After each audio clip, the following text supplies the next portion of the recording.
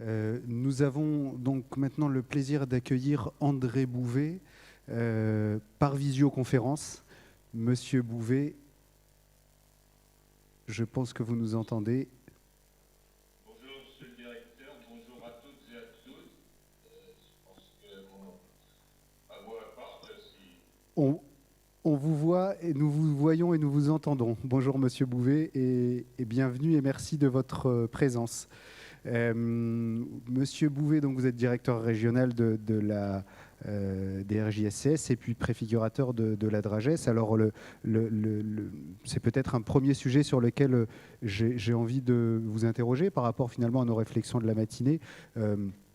On a parlé crise sociale, on a parlé fracture numérique, on a parlé accès aux soins, accès aux droits, et on vient aussi de voir que ces éléments étaient en lien avec une dynamique institutionnelle. Est-ce que vous pouvez nous éclairer finalement sur cette évolution institutionnelle qui est en cours avec la constitution de la Dragès et puis évolution qui se met en œuvre aussi à l'échelle départementale?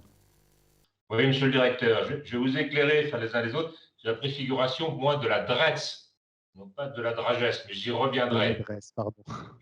Mais au préalable, peut-être, et en écho à quelques-unes des interventions, même si parfois la liaison a été hachée ou un peu coupée, je voudrais réagir par rapport aux propos en saluant d'abord l'initiative de l'URIOPS, bien évidemment de l'intérêt de réfléchir sur l'après et les conditions du rebond.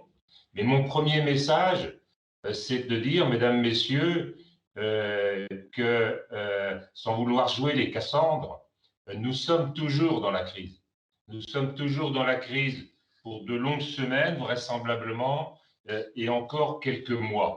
Et donc ça, je pense qu'il ne faut pas l'oublier et qu'il faudra aussi en tirer toutes les leçons. Et je voudrais dire dans cette crise, gestion de la crise, ça a été pointé par quelques acteurs, la mobilisation des acteurs de la sphère sociale, les fonctionnaires publics, mais aussi effectivement les associations. On a salué, et à juste raison, la continuité et l'action et la mobilisation des acteurs de santé, mais il faut relever que pendant cette crise, la continuité du service auprès des personnes sur lesquelles insistait le président Burman, quel que soit le secteur, a été assurée. Ce n'était pas partie gagnée il y a un an, lorsqu'on s'interrogeait sur les droits de retrait évoqués à 30% des personnels dans les institutions, lorsqu'on ne savait pas comment il fallait mettre à la rue, enfin confiner des personnes qui effectivement n'avaient pas de logement et étaient à la rue. Quand effectivement dans les associations bénévoles œuvrant dans l'aide alimentaire, les bénévoles plus âgés étaient retirés. Hein. Donc non seulement il y a eu continuité du service aux personnes les plus fragiles, mais en plus nous avons mis en place de nouveaux services. On a développé des centres d'hébergement spécialisés parce que nous craignions les effets de la Covid sur les populations les plus vulnérables. Il se trouve pour un fait que je ne peux pas complètement expliquer que cela n'a pas été, et fort heureusement, le cas. Hein, et les CHRS, les foyers de personnes vulnérables, globalement, n'ont pas été frappés comme ou confrontés aux difficultés qu'ont pu avoir les EHPAD. Nous avons œuvré dans l'aide alimentaire, mis en place des chèques services.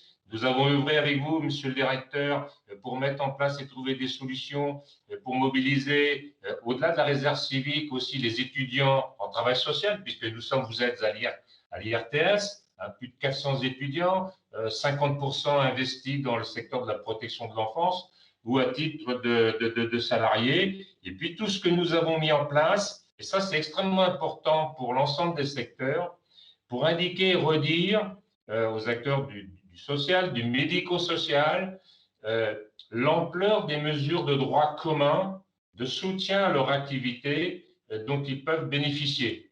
Et ça participe au problème du cloisonnement où souvent on cherche et on a des éléments spécifiques.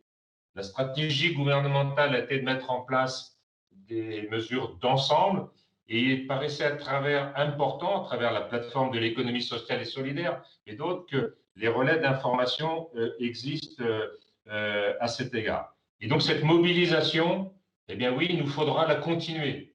Il nous faudra la continuer. Dans cette région, on a pu, tout à l'heure j'entendais l'interrogation sur les masques. Dans le secteur, pour les professionnels, nous avons distribué près d'1 million de masques, 900 000 pour les personnes vulnérables, 25 000 pour les professionnels de l'accueil, de l'hébergement et de l'insertion. Donc oui, en faisant écho aux propos du président, pour des acteurs intelligemment responsabilisés, des solutions ont pu être mises en œuvre et il faut qu'elles restent mobilisées pour les semaines et les mois à venir. Alors, la réforme moteur, vous m'interrogez, effectivement, nous faisons et nous accélérons en quelque sorte la mobilisation des services, des fonctionnaires de l'État notamment. Et puis en même temps, pour le coup, il nous faut soulever le capot et regarder comment ça marche et effectivement conduire une transformation des services de l'État. Celle-ci a été pensée par le gouvernement 2018 avant la crise, a été lancé en juin 2019 par le Premier ministre et a été confirmé par le nouveau gouvernement en juin 2020 avec une adaptation du calendrier. Elle a trois dimensions. La première dimension, et ça fait écho aux propos, encore une fois, du président Durman, c'est la recherche de renforcer la proximité au niveau départemental autour du préfet.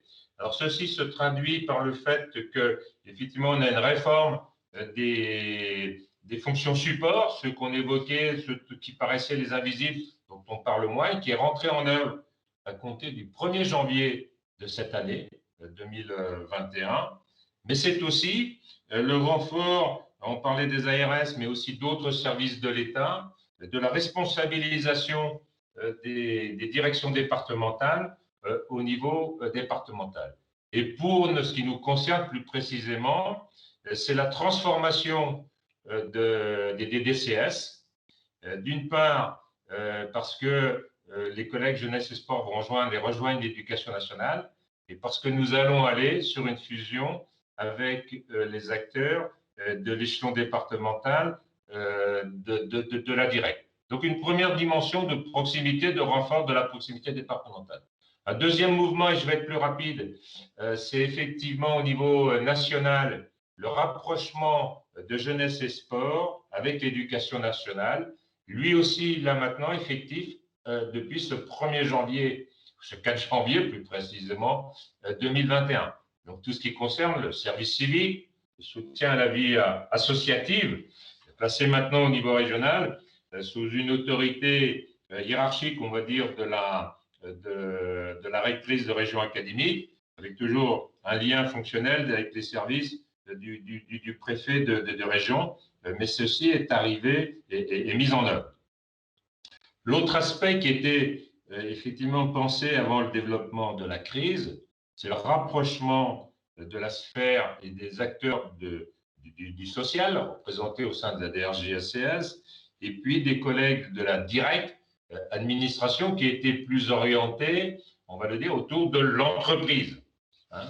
Et la réforme est pensée pour que la problématique, dans la problématique de lutte contre la pauvreté, l'accentuation soit réalisée sur l'insertion, en accentuant et en créant un service public de l'insertion et de l'emploi, SPIE, et qui doit unir à terme et conforter tous les acteurs des différentes sphères, des 4 sphères, la sphère sociale, la sphère de l'insertion par l'économie, que vous connaissez bien aussi, où un certain nombre d'acteurs sont sans doute présents à cette conférence, les acteurs de l'emploi, notamment les missions locales et notre service public de l'emploi, et puis les entreprises dans ce qu'elles sont engagées dans leurs responsabilités sociétales et environnementales.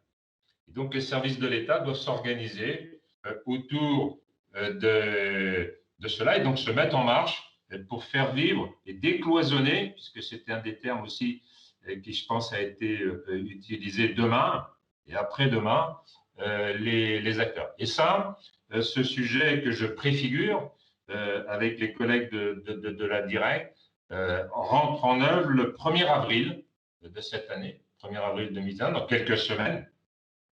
Et donc, c'est aussi un petit défi qui montre toute l'agilité des services de l'État, à pouvoir à la fois être présent et fortement présent dans la gestion de crise, et puis en même temps déjà penser les éléments d'avenir.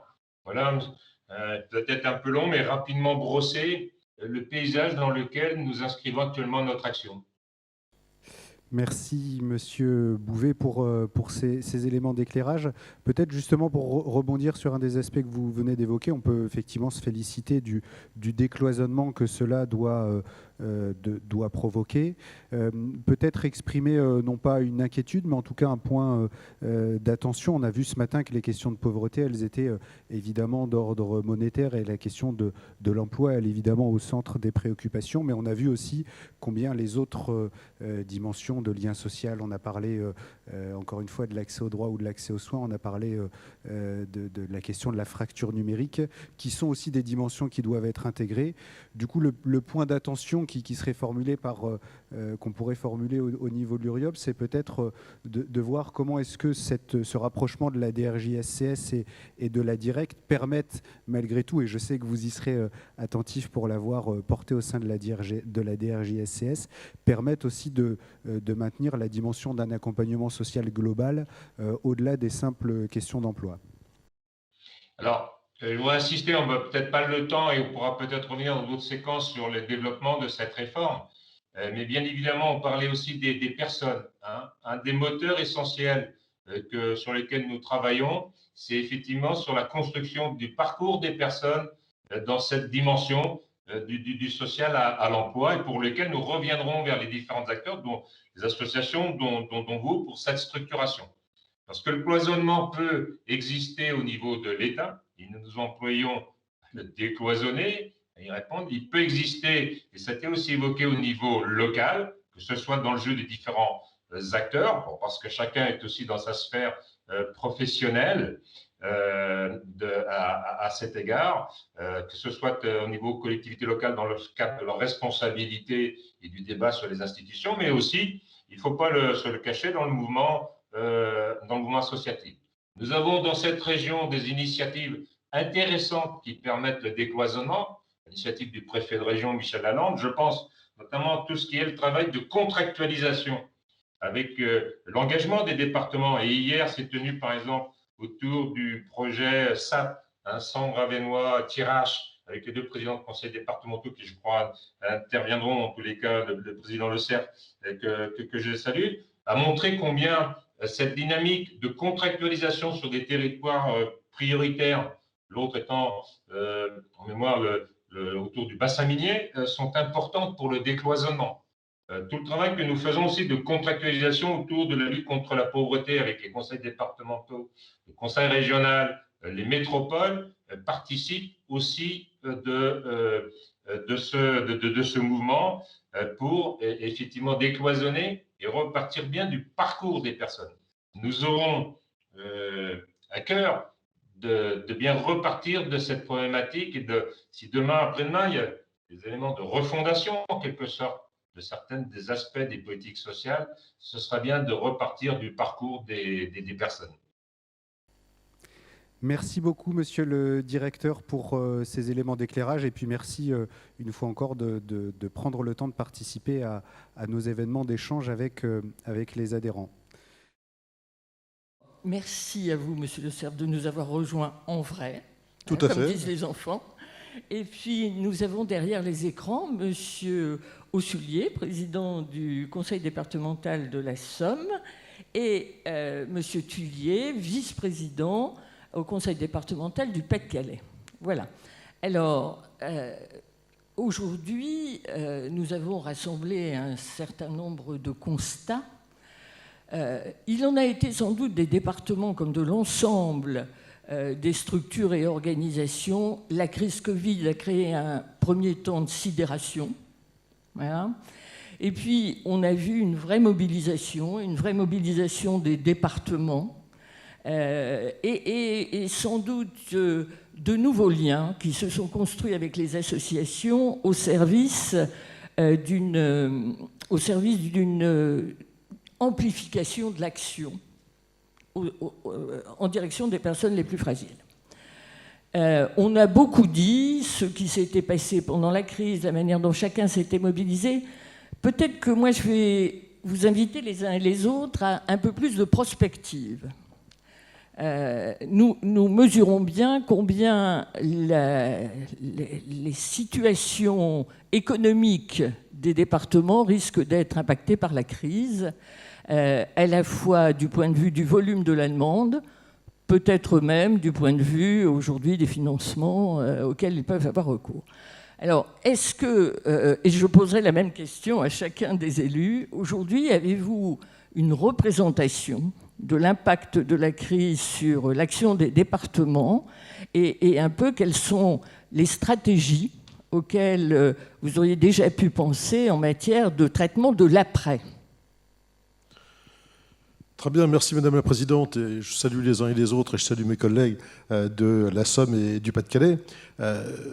Pour les départements, effectivement, c'est d'une part la consécration que la politique de proximité est la plus efficace dans des périodes aussi troublées que les périodes que l'on rencontre, et que le contact direct avec le monde associatif est également un des éléments forts qui permet des interventions rapides. C'est aussi la volonté, si vous voulez, de mettre à profit des initiatives qui ont été prises dans cette période effectivement de Covid, qui sont des initiatives qui devront perdurer à la crise. Moi, je pense par exemple pour le monde de l'aide sociale à l'enfance, dont on a beaucoup parlé ces derniers temps, de l'entrée de nombreux bénévoles dans les maisons de l'enfance, qui ne viennent pas prendre la place des travailleurs sociaux, mais qui viennent apporter une présence particulière, un attachement particulier vis-à-vis des enfants, et je crois que ça a fait effectivement énormément de bien. On est en train de faire des rétex, les fameux retours d'expérience sur ce qui s'est passé, et où on tentera effectivement de prolonger des initiatives fécondes qui ont été liées à la crise. C'est un peu de judo, si vous voulez. On est dans une situation difficile, on essaie de renverser les choses pour en retenir également les éléments qui peuvent être des éléments favorables. Alors sur les contraintes financières, elles sont extrêmement disparates entre départements. Pour le moment, je suis tenté de dire que, et je parle pour le Nord, mais je crois que c'est largement vrai pour les départements de la région des Hauts-de-France, les conséquences financières sur notre région sont des conséquences financières qui ont été relativement limitées. Moi, je suis affolé, par exemple, lorsque j'entends mon collègue de la Seine-Saint-Denis dire qu'il est devant une impasse financière de 290 millions d'euros en cumulant ses pertes de recettes et surtout l'augmentation de ses dépenses. Le département du Nord, qui est le département le plus peuplé, on doit être à peu près à 70 millions. Pourquoi ? Parce que nos droits de mutation à titre onéreux ne se sont pas effondrés. On parlait il y a encore 4 à 5 mois d'une baisse de 30% des DMTO, qui est une de nos ressources essentielles. Pour le département du Nord, ça aurait fait plus de 100 millions d'euros de pertes. Je finis à zéro, c'est-à-dire les mêmes résultats que ceux de 2019, qui était pourtant une année record. Et puis nous avons effectivement la seconde crainte, qui reste une crainte importante, c'est l'augmentation de nos dépenses sur les allocations individuelles de solidarité, et plus particulièrement sur le RSA. La CNAF, la Caisse nationale d'assurance familiale, qui est l'organisme payeur, c'est pas ses sous, si je peux m'exprimer ainsi, c'est ceux du département, mais c'est elle qui paye. Et puis on croit plus facilement la CNAF lorsqu'elle parle que lorsque ce sont les présidents de département qui le disent. La CNAF a fait une étude statistique sur les dépenses département par département. Les départements qui ont limité au maximum l'augmentation du nombre d'allocataires et donc les conséquences financières effectivement de cette crise, c'est en numéro 1 le département du Nord. On a 2,5% d'augmentation des allocataires, alors que la moyenne, elle est de l'ordre de 8. On a 4% d'augmentation des dépenses, alors que la moyenne, elle est de l'ordre de 13. Je sais que les autres départements de France ne sont pas mal placés, que par exemple le Pas-de-Calais, nos voisins et amis du Pas-de-Calais sont troisièmes. Donc on est sur le podium les uns et les autres. C'est pour nous une grande satisfaction, parce que cela cela montre que les politiques de retour à l'emploi, d'une part, c'est un élément majeur de solidarité, car ce sera toujours mieux de donner un emploi pérenne que de proposer une allocation de vie ou de survie. Et puis surtout, la limitation de l'impasse financière, elle nous a permis d'être beaucoup plus présents sur les aides d'urgence, qu'il s'agisse d'aides financières sur le logement, sur les paniers solidaires, et j'en passe, que nous sommes prêts à renouveler, ou sur les cantines effectivement des collèges. Et puis ça nous permet aussi d'être beaucoup plus présents sur les autres responsabilités qui sont les nôtres, les personnes âgées, les personnes en situation de handicap, l'aide sociale à l'enfance. Merci. On peut dire que vous nous donnez tout compte fait des nouvelles qui nous font du bien. Voilà, et c'était d'ailleurs évoqué par Rodolphe Dumoulin tout à l'heure, c'est-à-dire la capacité de résilience peut-être. Voilà. Alors, Bon, je suis prudent, hein, Madame la Présidente, hein, parce que 2020 est terminé et il n'y a pas d'impasse considérable. 2021 risque d'être un peu plus compliqué et certainement 2022 un peu plus compliqué encore. Ceci dit, on n'est pas obligé non plus de verser dans le catastrophisme. Moi, je vois effectivement des prévisions qui sont parfois des prévisions catastrophistes sur l'augmentation du RSA, alors que si le redémarrage économique, et on fait tout, nous, départements, pour y participer, alors qu'on n'a pas la compétence économique, mais on intervient par l'intermédiaire de l'aide aux communes, l'aide aux intercommunalités, en lançant des projets nouveaux sur le partenariat pour notamment le bâtiment et les travaux publics, rien ne dit que 2022 sera une catastrophe. Peut-être que les choses seront relancées. Ceci dit, ça nous impose aussi de chercher de nouveaux rapports avec nos partenaires. Merci. À la fois une réassurance et sans doute la nécessité de continuer à travailler ensemble sur des pans de l'accompagnement des personnes les plus fragiles qui aujourd'hui nous interrogent et posent question et bien entendu par exemple ce qui a été évoqué au cours de cette matinée, la situation des services d'aide à domicile, etc., dont nous savons combien elles auront besoin d'être encore soutenues. Le département a fait un effort tarifaire dans le domaine. Il faut le saluer et nous savons bien encore que ça laisse quand même encore ces services dans une certaine forme de précarité. Donc on voit bien combien cette question va rester présente dans le débat, dans nos débats futurs. Alors, le deuxième élément sans doute sur lequel nous pourrions réfléchir ensemble, et vous l'avez cité, c'est l'amplification de l'action par la relation de proximité. Alors, on a vu d'ailleurs, et ça a été beaucoup souligné, que ce qui avait été très porteur, et je pense que ce qu'on a réussi dans notre région, c'est l'assouplissement des cadres dans la rencontre entre, j'ai presque envie de dire, les autorités administratives et les acteurs de terrain. Voilà. Alors, cet assouplissement des cadres, d'ailleurs, ça s'est joué quelquefois de manière un peu singulière, puisque nous avions régulièrement un rappel de la doctrine, et quand la doctrine ne pouvait pas s'appliquer, on nous disait « faites pour le mieux ». Voilà.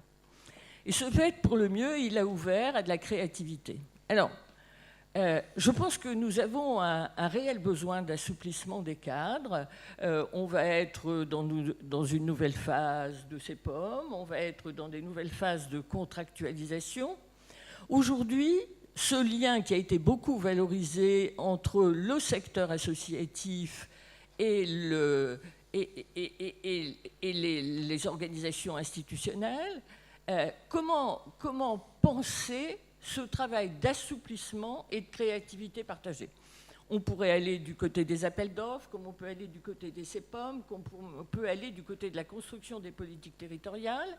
Voilà. Aujourd'hui, est-ce qu'on peut imaginer des systèmes d'échange, de partage, qui nous permettent ce auquel nous aspirons, c'est-à-dire la rencontre du possible de chacun. Je pense que nous avons à entendre le possible du département, le possible des conseils départementaux et le possible des associations. Et bien entendu, ça nous renvoie à comment s'organisent les liens entre les associations, l'administration départementale, etc.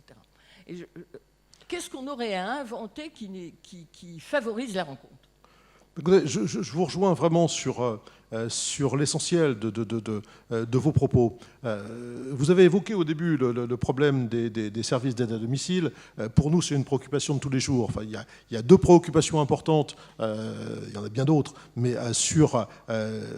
pour les départements, le problème des SAD, le problème des assistants familiaux, assistantes familiales. On a fait effectivement, vous l'avez dit, effectivement des efforts. Les efforts sont insuffisants, c'est-à-dire qu'aujourd'hui, il faut faire en sorte que ces professions soient protégées beaucoup plus qu'elles ne l'étaient jusqu'à présent. Il faut faire en sorte que ces professions soient valorisées beaucoup plus qu'elles ne l'étaient. Ce sont des professions dont on va avoir un besoin absolument essentiel. Je crois qu'on est tous d'accord, hein, au niveau des départements, pour dire que les premiers efforts qui ont été réalisés devront être suivis par beaucoup d'autres. Il faut que nous ayons une agilité dans les rapports. L'agilité dans les rapports, je pense qu'elle s'est manifestée dans la crise. Elle s'est manifestée pas seulement vis-à-vis du milieu associatif, mais les relations entre les départements et l'État, les relations entre départements et même l'ARS, alors que pas toujours été facile avec l'ARS, sont devenues effectivement des relations beaucoup plus souples, des relations beaucoup plus partenariales. Et ça, je pense qu'il faudra effectivement qu'on le maintienne bien au-delà de cette crise sanitaire. Alors, c'est vrai qu'il faudra peut-être que dans notre langage, on soit encore plus transparent les uns et les autres, qu'on vous dise très concrètement ce que l'on peut faire et ce qu'on ne peut pas faire. On a enrayé jusqu'à présent les effets néfastes financiers de la crise. On est en relation avec le département aujourd'hui, avec le gouvernement aujourd'hui et avec le Parlement pour trouver, moi je préside la commission des finances de l'Assemblée des départements de France, pour trouver des solutions qui soient des solutions pérennes, pour que les départements ne viennent pas tous les ans dire on est au bord de la mise sous tutelle, il faut nous trouver telle aide d'urgence par-ci par-là, mais pour dire, moi j'ai beaucoup travaillé là-dessus avec mon quasi-homonyme, Jean-René Cazeneuve, qui est le président de la délégation aux collectivités territoriales de l'Assemblée nationale, qui nous dit qu'il faut inventer des clauses de sauvegarde pour les départements qui se mettront en mouvement sans qu'on ait rien à demander à personne à partir du moment où vous y avez des indicateurs qui seront réunis. Je prends un exemple. Ces clauses de sauvegarde, elles devront intégrer à la fois l'évolution des dépenses et l'évolution des recettes. Si la ville de Paris elle a 100 millions de plus à payer, par exemple, pour le RSA, mais qu'elle a 100 millions de plus en DMTO, ce n'est pas la peine de s'occuper d'elle. En revanche, pour la France rurale, pour les départements comme les nôtres, qui sont des départements d'origine industrielle à fort taux de chômage, il faut qu'il y ait effectivement ces mécanismes qui se mettent en place. On va y travailler, le gouvernement est d'accord là-dessus, dans des groupes de travail qui, pour le moment, sont des groupes de travail gouvernement, parlement, département, auxquels il faudrait peut-être associer effectivement nos principaux partenaires, dont vous êtes, et le monde associatif. Parce qu'on cherche de nouveaux types de relations avec l'État. Il faut qu'on ait des relations d'une autre nature, encore plus confiantes, effectivement, avec vous, pour mettre carte sur table. On n'est pas dans une situation désespérée au niveau départemental. On peut encore, effectivement, réaliser un certain nombre d'efforts. C'est à vous aussi de nous dire, l'effort, il doit porter davantage sur ce point que sur tel autre, parce que les efforts, on ne pourra pas les faire partout, quoi.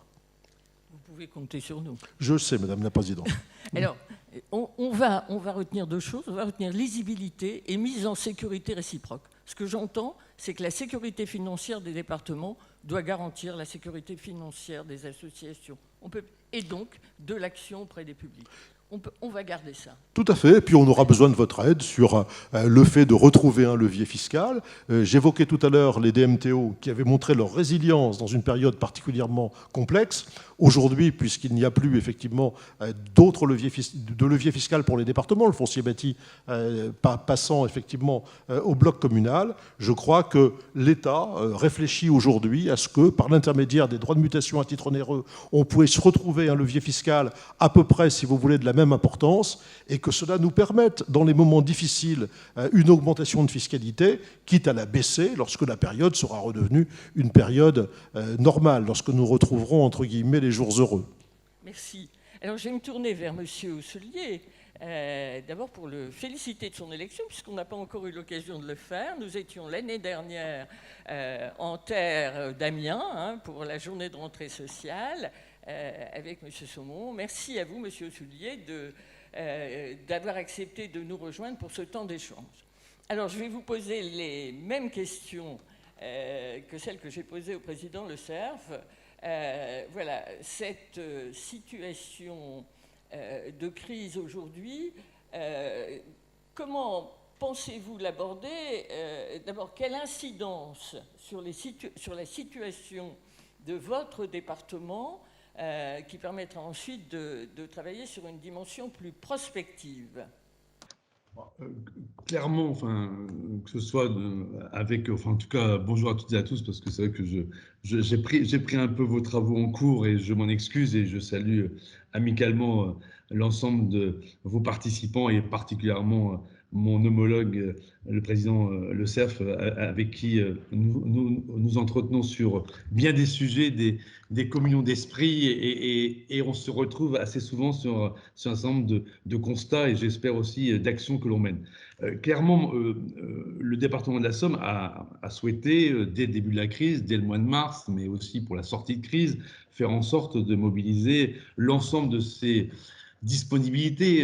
Je ne vais pas revenir sur les difficultés des départements que vous connaissez, mais pour faire en sorte, en tout cas, d'accompagner un certain nombre d'acteurs qui avaient été particulièrement méritants pendant la crise, j'allais dire version mois de mars, parce que c'est vrai qu'aujourd'hui, on se réfère quelquefois au premier confinement, celui de la sidération, le deuxième, celui où on commençait un peu à se demander si ça allait un jour ou l'autre se terminer, puis le troisième qui se profile, on se dit que décidément, c'est un jour sans fin et qu'on a de plus en plus de mal à voir la sortie. Plan de relance tout d'abord pour faire face aux difficultés et pour accompagner la reprise. Ça, c'était, j'allais dire, dès le mois de mai, une volonté du département de la Somme de faire en sorte de mobiliser l'ensemble des acteurs, l'ensemble de celles et ceux qui avaient été à la manœuvre et avec des soutiens financiers qui étaient en tout cas d'accompagnement, mais qui étaient relativement puissants pour faire en sorte que la reprise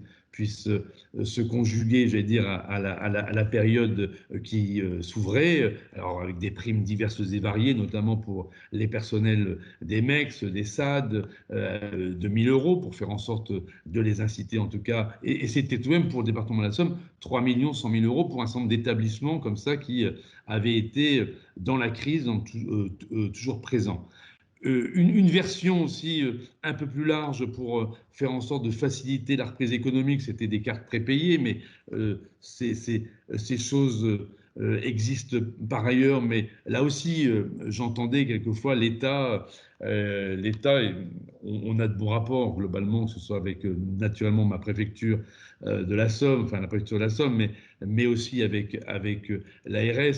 Mais clairement, quelquefois, dans les dispositifs de l'État, on constate tout de même que là où on essaie de trouver des solutions, on n'a pas toujours l'accompagnement qu'on pourrait espérer. C'est-à-dire que quand on me sort que les moyens de paiement qu'on met en œuvre ne sont peut-être pas ceux de l'orthodoxie, si je puis dire, prévus par les textes, parce qu'en fait, payés par des cartes prépayées, ben, voyez-vous, ce sont des choses qui pose problème au service du Trésor, on trouve des solutions. Mais là aussi, on se dit, on ne le fait pas uniquement pour le plaisir de le faire, on le fait parce qu'on pense que c'est utile, on donne du pouvoir d'achat aux gens pour que, éventuellement, remettre un peu de carburant dans l'économie.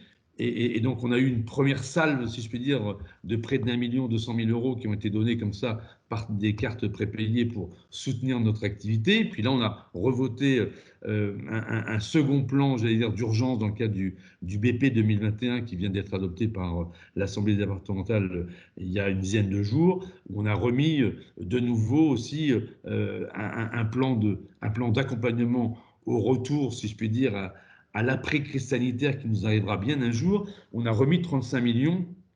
Après les 50 millions de 2020, on a remis 35 millions pour faire en sorte, là aussi, de porter un certain nombre de politiques publiques et puis surtout de ne pas oublier celles et ceux qui ne relèvent pas toujours d'ailleurs du conseil départemental, mais qui avaient quelquefois mal vécu de se sentir exclus de dispositifs d'aide. C'est un peu le paradoxe. Je dirais que quand on vise, par exemple, les personnels d'établissements qui sont sous la compétence de l'État, les gens qui sont d'ailleurs déjà pénalisés dans le cadre du Ségur de la santé, qui ont été un peu oubliés. J'en ai déjà évoqué l'idée avec le professeur Vallée, notamment parce que je trouvais assez aberrant que les masses, et notamment les personnels des masses, soient pas dans les personnels qui ont été revalorisés. Eh bien, cela avait été exclu, en tout cas, de nos aides, parce que précisément, ce ne sont pas des gens avec lesquels on a normalement des relations, parce qu'ils travaillent sur le handicap et le département n'est pas absent du champ du handicap, mais ils avaient mal vécu. Donc on a fait en sorte de ressortir une nouvelle salve de cartes prépayées, là aussi pour ces personnels, mais aussi pour toutes les assistantes maternelles. C'est pas non plus toujours, enfin, on n'a pas directement la compétence sur ces sujets. Nous ne sommes pas leurs employeurs directs, en tout cas. On peut aider, en tout cas, à la mesure. Et donc, on a voulu, en tout cas, ne pas les oublier et faire en sorte qu'elles puissent participer à la reprise. Tout ça pour vous dire que, bien sûr que c'était important, en tout cas, d'être en accompagnement. Bien sûr qu'on était conscient. Je dirais, je n'ai pas connu, en tant que président du département, la période de mars. Je connais celle-ci depuis novembre, mais en fait, la crise d'avant n'était pas complètement non plus étrangère. J'étais maire auparavant d'une commune touristique, donc je sais aussi aujourd'hui la souffrance d'un certain nombre de professionnels qui sont empêchés de travailler.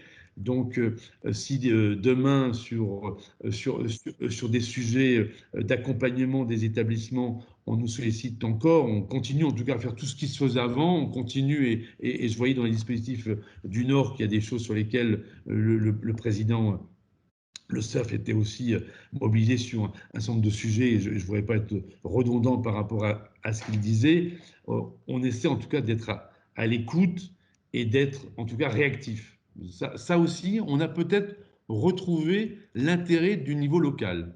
Et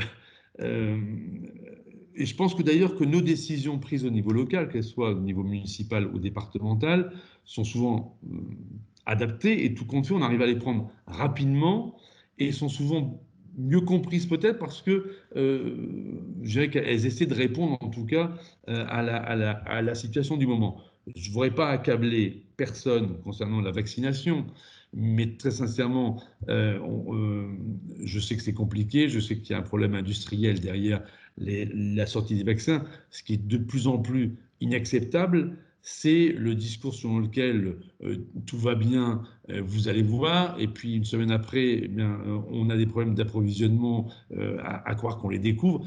Tout ça, moi, je peux comprendre tout. C'est-à-dire qu'on peut m'expliquer à un moment ou à un autre qu'on a des difficultés. On peut m'expliquer, ces choses-là, je suis capable de les entendre, et nos concitoyens aussi. Ce qu'il ne faut pas, c'est, j'allais dire, les mener en bateau, et puis en cours de voyage, on se dit, ah ben, on a un souci, je dirais, on le craignait le problème, hein, mais il ne faudrait pas nous refaire le fiasco des masques et autre chose. Et je dirais que très sincèrement, l'échelon local a montré son efficacité. Moi, j'attends en tout cas que l'État, quelquefois, s'appuie aussi encore un peu plus sur les moyens dont on dispose. On mobilise, et je sais que Jean-René a dû le faire à son stade, les SDIS pour monter des systèmes d'appels téléphoniques, de débordement. On nous demande un mercredi pour le jeudi, on est prêt le jeudi. Et puis, pour tout vous dire, le lundi matin, on nous dit ça ne tournera plus parce que vous pouvez les fermer. Tout ça, ça agace au bout d'un moment. C'est-à-dire que nous, on est prêt à donner un coup de main, mais il ne faut pas non plus nous prendre pour uniquement des personnes qu'on peut comme ça mobiliser au doigt à l'œil. Et les personnels le font, bon gré mal gré. Moi, les médecins de PMI, on a armé des centres de vaccination. J'ai mes 19 médecins, j'en ai pas beaucoup dans la Somme, on en a 19, tous étaient volontaires. J'ai dit, moi je suis prêt à payer des heures supplémentaires pour vacciner, parce que c'est quelquefois des emplois à temps partiel, j'ai beaucoup de femmes médecins. Elles étaient toutes partantes. Et après on nous dit, bah, tout compte fait, non, ben, laissez-les à la maison, parce que tout compte fait, on n'a peut-être pas besoin d'autant de gens dans les centres de vaccination, parce qu'on n'a pas de vaccin. Franchement... En tout cas, merci, Monsieur Osselier, de partager avec force d'abord votre agacement, parce qu'il arrive bien sûr qu'en cascade, il arrive jusqu'aux associations qui ont vécu exactement les mêmes choses. Voilà. Alors, juste parce que le temps nous est compté, alors vous avez évoqué les territoires. et l'exigence de proximité. De longue date, l'URIOPS travaille à renforcer les dynamiques territoriales et de proximité. Juste, et peut-être de manière un peu rapide, aujourd'hui, en termes de prospective, comment on a beaucoup parlé de la place importante qu'avaient pris les associations et le travail qu'elles avaient pu faire. Aujourd'hui, comment vous imaginez un peu les modes de relation ou les modes d'ajustement que nous aurons à penser à la fois globalement et dans les territoires? En tout cas, je pense qu'il faut qu'on s'appuie et qu'on se fasse confiance. C'est-à-dire que moi, je découvre, pour tout vous dire, j'étais vice-président en charge de l'environnement et des politiques en faveur des collectivités locales. Donc le social n'était pas étranger, parce que quand on est conseiller départemental, on doit s'y intéresser, mais ce n'était pas mon cœur de préoccupation du quotidien. Aujourd'hui, je me suis penché réellement sur la richesse, notamment de notre tissu associatif, et qui nous permet, mais par contre, je présidais déjà un réseau gérontologique dans mon secteur, et je connaissais bien le problème des personnes âgées dépendantes et le problème, en tout cas, de leur maintien à domicile. Très clairement, aujourd'hui, moi, ce que j'ai compris, c'est que sur l'APA, il fallait qu'on fasse plus. On a déjà fait un effort considérable, enfin conséquent dans le cadre du budget 2021, et qu'il y a aussi un autre sujet, moi, qui me préoccupe particulièrement pour l'avenir, c'est qu'on me dit d'un côté, j'ai des titulaires du RSA qui sont en nombre, et à côté de ça, on cherche, par exemple, des auxiliaires de vie que l'on pourrait former, mais que l'on est en incapacité, en tout cas, à mobiliser parce que franchement, leur rémunération me pose problème. J'ai souhaité, mais je sais que le gouvernement était sur la même longueur d'onde, semble-t-il, puisque dans le projet de loi de financement de la sécurité sociale, que je sache, il y a de l'argent qui a été fléché, notamment sur la juste revalorisation de ces personnels. On n'intéressera pas durablement à ces métiers si particuliers, notamment un certain nombre de professionnels, dans les associations, si on n'est pas capable de les rémunérer normalement. Et je sais néanmoins que les associations, aujourd'hui, elles sont dans un état tel qu'elles ne sont pas en capacité de l'imaginer. Donc, dès à présent, on a augmenté notre niveau d'APA. Dès à présent, déjà, j'ai redonné des consignes claires de liberté de choix parce qu'il y avait tout un débat chez nous, notamment entre le mandataire et le prestataire, etc., en disant, écoutez, il faut arrêter déjà d'inciter tout le monde à aller vers le mandataire, alors même qu'elle souhaite le prestataire, et alors même que de toute façon, la personne âgée, lorsqu'elle faisait un recours, gagnait ce recours. Donc, je dirais, ça n'a pas de sens d'avoir des positions dogmatiques sur ces questions. Et puis flécher des sommes supplémentaires. On a fléché un 1er million d'euros sur l'augmentation des salaires. Et moi, je souhaite qu'avec les associations qui sont en CEPOM, on puisse notamment discuter de ces choses-là avec peut-être l'aide de l'État, puisque j'avais cru comprendre que c'était à parité des départements que ces financements complémentaires pouvaient être, en tout cas, moi je trouve, à direction de personnels qui sont assez extraordinaires et qui permettent aujourd'hui tout de même de réaliser une charge qui est extrêmement utile pour la collectivité. Ce qu'il y a de vrai, c'est que moi j'attends sur ces sujets comme sur d'autres, quelquefois aussi l'État qui puisse prendre ses responsabilités. Moi je dis que le département est naturellement conscient de ces questions, mais on ne peut pas y aller seul. On ne peut pas d'un côté nous enlever aussi toute capacité demain à lever l'impôt, ou en tout cas avoir une petite marge de manœuvre sur ces éléments-là, alors même que nos dépenses croissent et qu'on n'a plus la main sur nos recettes. Je sais que Jean-René était sur cette même thématique juste avant. Oui, parce que de toute façon, à un moment ou à un autre, comment fait-on avec un système qu'on ne maîtrise pas et néanmoins aussi une volonté d'agir pour ces personnels, parce que de toute façon, ce qui est certain, c'est que c'est essentiel pour notre dispositif de continuer à pouvoir maintenir les personnes âgées à domicile. De toute façon, premièrement, c'est le souhait des gens, clairement.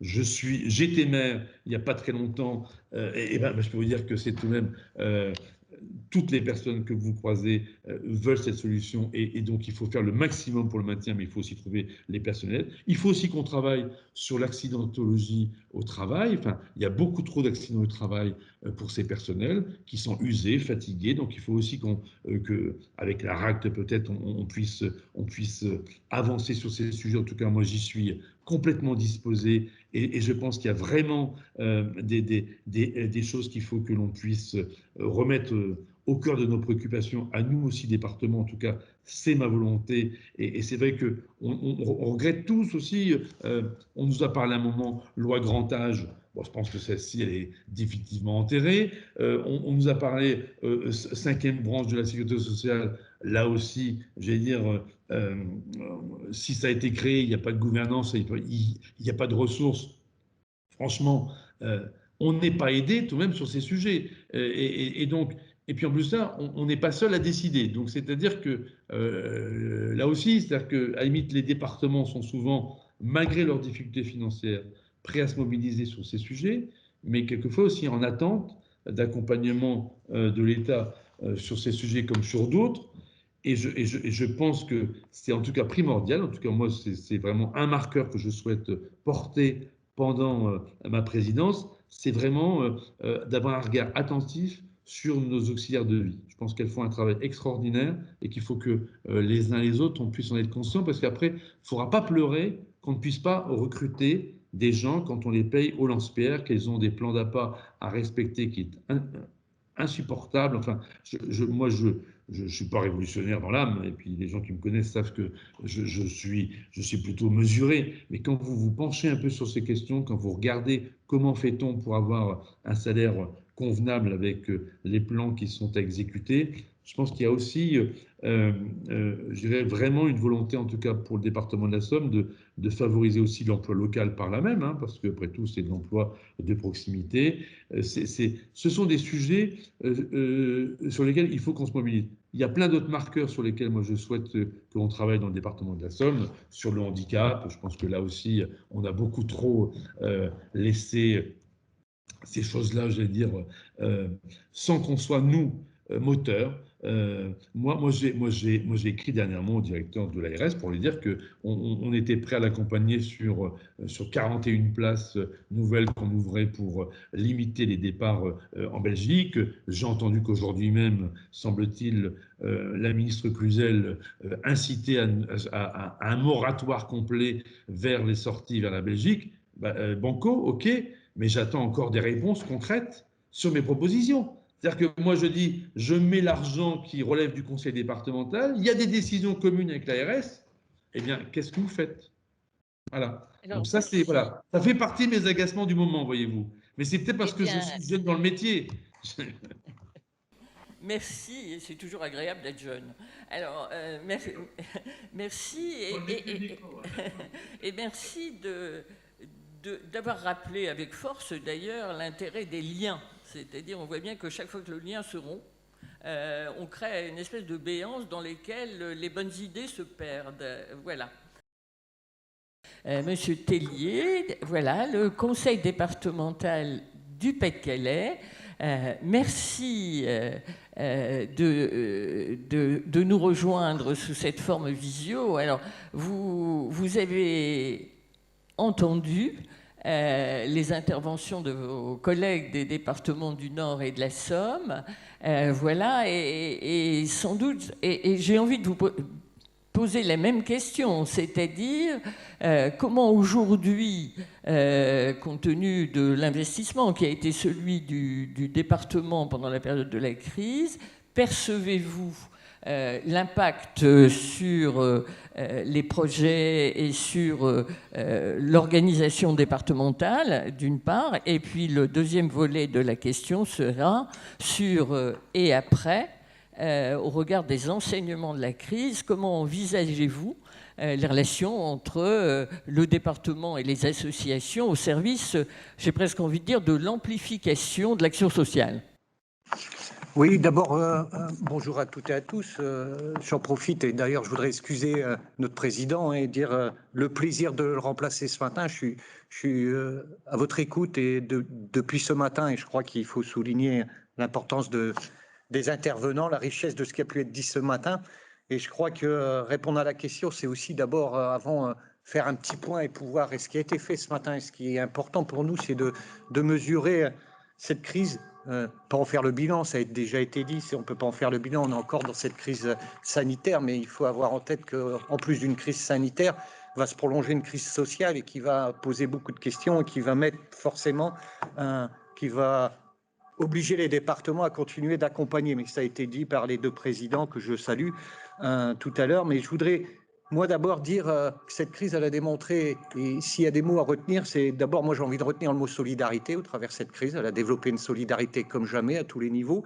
Et j'ai envie de dire, elle a mis sous les projecteurs et elle a montré l'importance de différentes structures, et c'est bien de se le rappeler. Je pense d'abord à l'intérêt et l'enjeu et l'utilité de l'existence des départements, hein, qui ont quelques années en arrière ont été remis des fois en cause.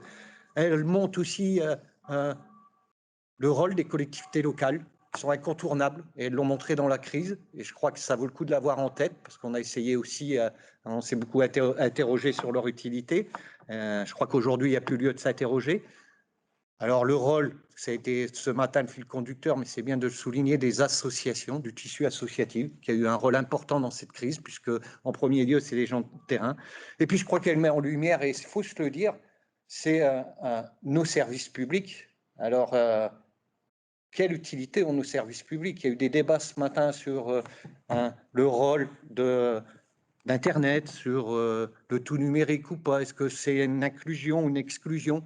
Moi, j'ai envie de dire, nos services publics, avant tout, est-ce que leur utilité demain, c'est de mettre en avant tout le numérique, ou est-ce que c'est garder le lien de contact, la proximité dans nos quartiers, dans le quotidien? Ça, je pense que ça vaut le coup de s'interroger. Mon collègue parlait tout à l'heure sans vouloir polémiquer, des vaccins. Moi, j'ai envie de dire, comment c'est possible qu'on nous parle de dématérialisation quand on demande à des gens de 75, 80 ans de s'inscrire par Internet pour se faire vacciner. Donc, il faut vraiment s'interroger. Je crois que ça remet au cœur l'idée de nos services publics. Et quand je parle de services publics, c'est ceux qu'on a parlé tout à l'heure, qu'on disait les invisibles, qui sont sur le terrain au quotidien.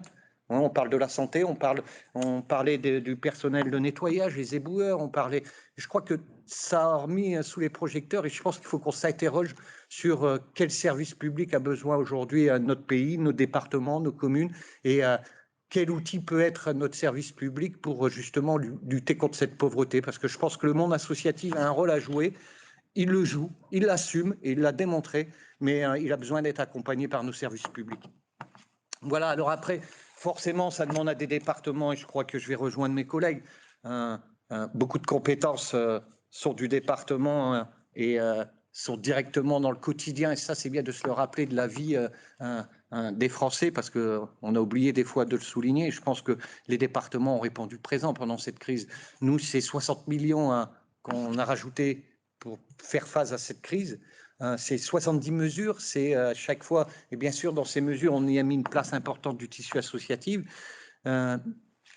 Donc, c'est important, et je rejoins ce qui a été dit tout à l'heure, même si la situation n'est pas désespérante au niveau des départements, mais je crois qu'elle est préoccupante, parce que ça a été dit, on s'interroge. Je pense qu'on va être dans la même situation. 2021, voilà, on est sur 2020, on a pris les mesures qu'il fallait. 2021, eh ben, on fait encore des efforts. Mais l'inquiétude est pour 2022, 2023, et c'est vraiment préoccupant dans la situation où vont se retrouver les départements. Alors, je veux pas, il y a des débats au niveau national qui se posent, et chaque département a une façon différente peut-être de le voir. Mais je pense que là, ce qui est important tout à l'heure, et je vais reprendre l'expression de quelqu'un qui disait, si on ouvre le capot, je crois que le capot, on l'a ouvert pendant la crise, et on a vu tous ces gens que j'ai cités. Et je pense qu'il manque un élément, et c'est l'État. Moi, je le dis comme je le pense, parce que l'État doit être au rendez-vous, et il faut surtout que l'État soit au plus proche, et je pense que les départements sont un maillon. On ne peut pas laisser les départements à s'interroger comment ils vont faire en 2022, 2021, et on sait tous pourquoi. Hein. Si on parle du RSA, pour vous donner un chiffre, hein, c'est 330 millions dans le département, c'est 132 millions de reste à charge que l'État ne nous donne pas. Et je crois que nos collègues sont pareils. Donc tout ça accumulé font qu'à un moment donné, on va être en difficulté. Et puis ces difficultés, que les départements vont rencontrer, ça va directement avoir un impact sur la vie quotidienne des gens, sur le quotidien des gens. Il faut se rappeler que le département intervient, et il a intervenu partout. Je pense, pendant la crise, on a des structures, nous on a des maisons de la solidarité dans chaque territoire, on a les PMI, mais comme tous les départements, on a participé, on a été présent. Mais à un moment donné, à force de se poser la question des moyens, on va être moins efficace et on accompagnera moins notre population dans le quotidien. Merci, monsieur. En effet, vous dire combien ça résonne pour nous, ça. C'est-à-dire le fait que vous disiez que cette insécurité dans laquelle les départements sont mis par l'État, elle est la même pour les associations quand elles n'ont pas de lisibilité aujourd'hui sur les ressources et sur la précarisation et sur le défaut de vision à long terme. Et vous dites, en effet, on voit bien là qu'on ne peut pas se sentir en sécurité si on est au coup le coup. C'est-à-dire on a besoin d'une vision et d'une vision à long terme. C'est l'occasion sans doute de rappeler que on a beaucoup évoqué la question de l'État et de dire que le réseau UNIOPS-URIOPS, au niveau de l'UNIOPS, travaille de manière permanente à une interpellation des services de l'État sur toutes les questions que nous avons évoquées et que peut-être nous pourrions plus largement communiquer avec les départements sur ces interpellations puisqu'elles viennent soutenir l'action départementale. Donc voilà, c'est aussi un enseignement de notre échange de ce matin. Voilà, alors le département du Pas-de-Calais s'est organisé de longue date en territoire. Voilà, vous avez rappelé l'intérêt de l'échelon communal. Aujourd'hui, dans la proximité des territoires, est-ce que vous imaginez des instances de concertation entre le département et les associations au service de la réponse aux besoins des publics et comment tout compte fait se passe cette concertation et comment est-ce qu'on pourrait la renforcer ? Alors, je ne vais pas vous dire qu'on a imaginé, parce que je crois que le département du Pas-de-Calais, en premier lieu, son premier partenaire, c'est le tissu associatif, quel que soit le domaine de compétences. On parlait de petite enfance, on parlait de sécurité de l'enfance, on parle de l'aide aux personnes âgées, on parle du logement, quel que soit son domaine.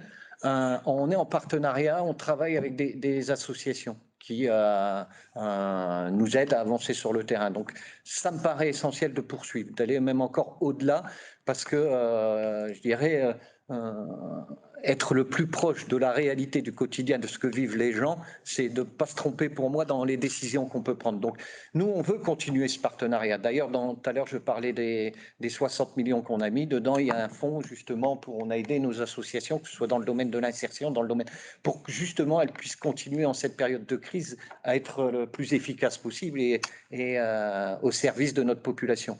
Donc, moi, je crois qu'il y a ce qu'on a déjà fait, quels que soient les départements. Il y a ce qu'on aura besoin de faire demain, mais il y a la crise qui va passer par là. Parce qu'on a tendance, moi je crois que les associations, il faut mesurer qu'elles ont tous leur importance. Il y a celles qui ont une structure départementale, voire même nationale, qui ont des permanents, qui ont elles ont leur rôle à jouer, elles sont souvent le relais des départements. Mais il ne faut pas oublier non plus l'association de quartier. La petite association où c'est des bénévoles qui quotidiennement créent des liens et qui ont gardé ces liens pendant le confinement. Qu'est-ce qu'elles vont devenir demain ? Je crois qu'il y a une préoccupation qu'il faut avoir, c'est demain comment on accompagne pour que tout ce lien social, qui des fois passe par une petite association de quartier, ne disparaisse pas, parce que je vous rappelle quand même que cette crise fait que la plupart de ces associations sont en stand-by et ne savent pas comment elles vont reprendre leur activité. Donc c'est un tout. Et je crois que là-dessus, l'URIOPS, pour avoir déjà discuté avec vous, vous partagez. Ça me paraît contribuer à ce qu'on appelle l'éducation populaire, quel que soit le niveau d'intervention. Mais moi, je suis inquiet. C'est là où il faut que les élus, il faut que l'État, on se préoccupe aussi à être présent demain quand on va découvrir l'état de tout ce monde associatif qui est aujourd'hui en stand-by. Eh bien, merci. Vous savez que l'URIOPS plaide pour la biodiversité associative, c'est-à-dire des associations de toute nature et de toute taille. Voilà. Merci beaucoup, monsieur.